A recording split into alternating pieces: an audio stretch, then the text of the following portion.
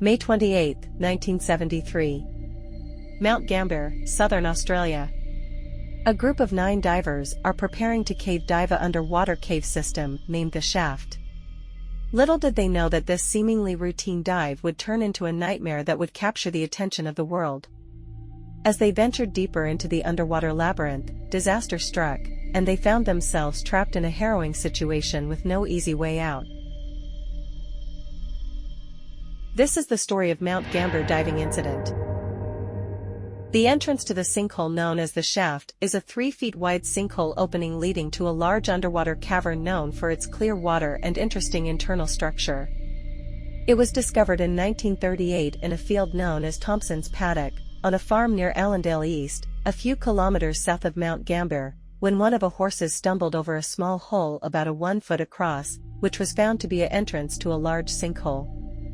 The hole was later opened up to about 3 feet diameter for exploration access. In the mid-1960s, a local diver climbed down the rain-enlarged 2.6-foot opening into the cave's 56 feet wide lake chamber and made the first descent to a depth of about 69 feet.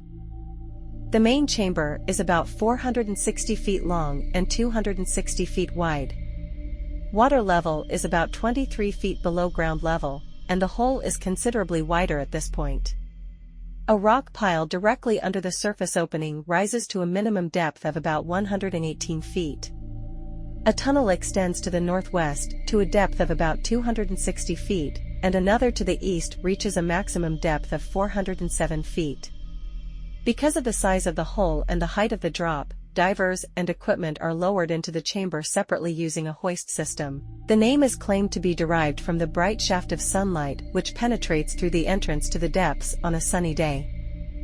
On May 26, 1973, a group of 9 divers arrived in Mount Gambier, South Australia, with the intention of cave diving at the Shaft, which was well known among divers for its clear water and fascinating internal structure.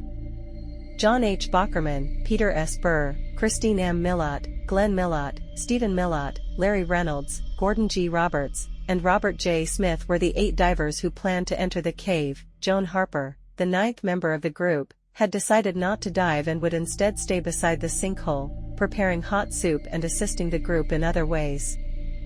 The day before the accident, the group signed the guest book at B.V. Ashby's farmhouse, and completed a successful dive at the sinkhole, extending a shot line approximately 150 feet into the water and reaching the primary point of interest known as the rock pile, a central pile of limestone rubble about 130 feet directly below the sinkhole entrance. Before they surfaced, they briefly explored the rock pile's perimeter. With their shot line already in place, the group planned to return the next morning and explore the cavern further. On the morning of May 28, the group arrived at the sinkhole after refilling their cylinders at Mount Gambier, and descended quickly to the rock pile. According to the divers' reports, they had no plans to explore beyond the edge, a narrow and downward-sloping continuation of the cave on one side of the main chamber. Far from the sinkhole opening's natural light shaft, the rock pile was widely regarded as the limit for safe recreational diving. The surrounding cavern was dark, unexplored, and covered in loose silt and limestone rubble. It continued downward to depths where the effects of nitrogen narcosis became severe if the breathing gas was not diluted by helium. Even at the depths of the rock pile perimeter, the effects of narcosis would have been substantial, which may have already impacted the diver's judgment. While the initial descent went well, the 8 divers failed to follow several established safety procedures early in the dive. The shot line did not extend all the way to the cavern floor, there were no extra air tanks, and the divers did not have adequate air management strategies. The group had not established specific diving partners, and they had not used any type of safety guideline. Glenn Millott later stated that they did not use safety lines because 8 separate lines in such a small space would have created a dangerous situation for the divers. Robert Smith, who had dived at the sinkhole 8 times before and devised the majority of the dive plan, did not expect the other members of the group to go as deep into the cave as they did. Smith started to experience the symptoms of nitrogen narcosis around the edge of the rock pile. He had a reading on his depth gauge of about 180 feet. Smith, a skilled diver who was aware of the signs of narcosis, signaled to his group that he was returning to the top of the rock pile. The group signaled that they were going to continue exploring. Smith stayed by the pile of rocks and circled it for about 8 minutes in an attempt to find animal bones. Then he noticed Glenn Milot's torch coming back from where the others had gone. After keeping an eye on his air and realizing he was running out of time, Glenn Milot tried to remind Christine Milot that her time was also running out, but she was gone before he could. When Smith and Glenn Milot reunited and came to the surface together, Larry Reynolds had already finished his dive. Peter Burr came to the surface with nearly no air left in his tank 30 seconds later. Glenn Milot quickly put on a spare tank and headed back out onto the water, knowing the others would be suffering from similarly low air supplies. He went down to where the cliff started to drop off, which was 225 feet. He discovered Stephen Milot's torch and camera at the edge. Large volumes of silt had been disturbed, and there was almost no visibility. All Glenn Milot could do was decompress and come back to the surface. An ambulance had reached the sinkhole by the time he surfaced. When Peter Burr went back to look around the cavern, he saw no one. The group realized by then that they were searching for bodies rather than survivors. When the survivors turned to head back to the surface at the end of the scheduled dive, they witnessed Gordon Roberts and Christine Milot making a hasty ascent back to the rock pile. But instead of swimming up the same slope they had descended, they swam straight up, maybe out of concern that their air would run out soon. The two divers entered a ceiling dome that had no way out by swimming straight upward. Before Roberts signaled back to them that they were lost, Reynolds claimed to have seen their torches, frantically looking for an exit. Reynolds claimed that Gordon Roberts and Christine Milot appeared frightened. The two were last seen at this location.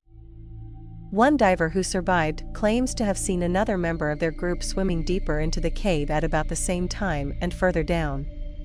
This was John Bockerman, who might not have realized he was swimming to death, because he was probably suffering from severe nitrogen narcosis. Not too long before the divers were emerged, Stephen Milot might also have been spotted beneath the cave ceiling. On May 29, 1973, the police underwater recovery squad began a 200-foot dive into a cave following an accident. The search was brief and unsuccessful, as the team was underprepared for such conditions. A second attempt was unsuccessful on May 30th, and the search was postponed due to the need for naval expertise on the dive, which was expected to take several months to train. Landowners were increasingly uncomfortable with the 3 bodies stuck on their property, leading to an amateur diving team from Melbourne and the police diving team finalizing their recovery preparations. On March 9, 1974, RG Trainer and a team of divers entered the shaft equipped with improved diving gear. They found bodies of Christine Milot and Gordon Roberts at a depth of 185 feet. Trainer also located the body of John Bockerman beneath a rock ledge, 20 feet below. Trainer attempted to move the bodies into a more easily recoverable position, but abandoned the effort due to lack of air. The next day, the divers attempted to return and recover the bodies, but failed. Several more dives were attempted, but the bodies could not be relocated. On the third day of diving, the bodies of Christine Milot and Gordon Roberts were recovered from a depth of 195 feet on March 11, 1974. Recovery of Bockerman's body was aborted due to nitrogen narcosis. The divers were sent home for a month to recover from extended efforts and further train for the final body recovery, which was the most challenging due to its extreme depth and position. The final dive plan included 1 day of diving to secure the body's location, a rest day for the divers to recover from potential narcotic effects, and a 3rd day to recover the body. Finally, John H. Bockerman's body was recovered from the cave on April 9, 1974, 11 months and 11 days after the accident at the depth of 215 feet. So that's all we got about Mount Gambier diving incident, and thanks for watching. If you liked the video, please hit the like button. If you want to see more videos, hit the subscribe button, and if you have something to say, please leave a comment.